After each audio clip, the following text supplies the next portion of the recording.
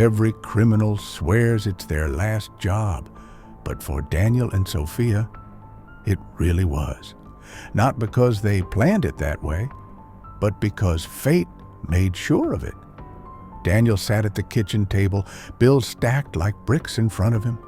The fridge was empty, except for a half-empty milk carton and a few eggs. Sofia wiped her tired eyes after her second shift at the diner. They weren't criminals, they were survivors. But survival has a price. Daniel whispered, "One last chance, Sof. One job, just one, and we're free." Sofia shook her head, tears in her eyes. "That's what you said last time. Last time nearly got you killed." But Daniel leaned forward, desperate. "This isn't like last time. Marcus has the plan. Small town bank, barely guarded, no alarms worth a damn. It's in and out. A ghost job." Sofia looked at him, at the man she loved but could barely recognize anymore, and against her better judgment, she nodded. Marcus entered their lives like a shadow. Tall, sharp eyes, the kind of man who could make you laugh 1 minute and slit your throat the next. He had been Daniel's cellmate, and he lived by one rule: money over everything. Marcus spread the blueprint of the bank across the table. "It's simple. We go in at closing, 3 minutes tops. We take what we can carry and vanish before the cops even smell trouble." He smirked. "We'll be sipping tequila in Mexico before midnight." Sofia didn't trust him. His smile was too cold, his confidence too rehearsed. But Daniel needed this. That night, they made a pact. Not just a deal, a promise. This heist would buy their future or bury them trying. The night before the heist, Daniel and Sofia lay in bed, staring at the cracked ceiling.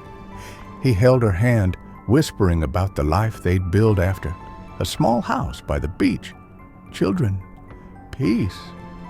Sofia smiled through her tears. "Just promise me, Danny. Promise me this really is the last time Daniel kissed her forehead. It's our last chance." "I swear." But outside their window, rain began to fall. Heavy, relentless. A storm was coming. The next evening, the streets of the small town were nearly empty. Rain pouring down like a curtain. Perfect cover. Marcus, Daniel, and Sofia pulled up in a beat-up sedan. Masks ready, gloves on. The clock ticked closer to closing time. They slipped inside. The bank was quiet, almost too quiet. The employees had already gone. Only the old security guard remained, reading a newspaper behind the desk. Marcus moved fast. "Down! Don't move!" The guard obeyed, terrified. Daniel and Sofia headed for the vault. The lock popped, just like Marcus promised. Inside, stacks of cash, neat bundles waiting like treasure. For a moment, it felt easy, too easy. Sofia's hand shook as she stuffed bills into the bag. "Danny, it's too quiet." Daniel ignored her, focused. "Keep moving." Just a few more seconds. But then footsteps. Another guard, younger, nervous, a gun shaking in his hands. "Stop! Drop the bags, now!"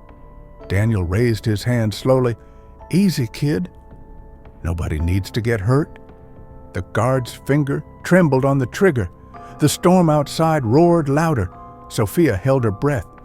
And then bang! Silence. The bag dropped from Daniel's hands. He stumbled. Red spread across his shirt. Sofia screamed, catching him before he hit the ground. "Danny!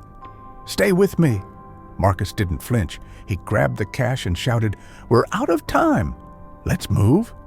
Sofia's tears mixed with rainwater dripping through the ceiling. Daniel gasped for air, eyes filled with pain, but locked on hers. "Run! Sof! Don't stop!" She shook her head violently. "I'm not leaving you!" Sirens wailed in the distance. The storm howled. The clock ran out.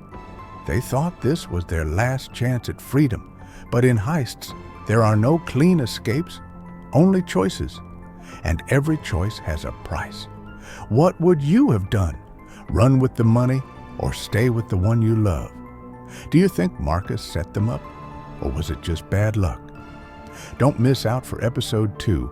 Hit that subscribe button right now and turn on your notification so you're the first to see what happens next.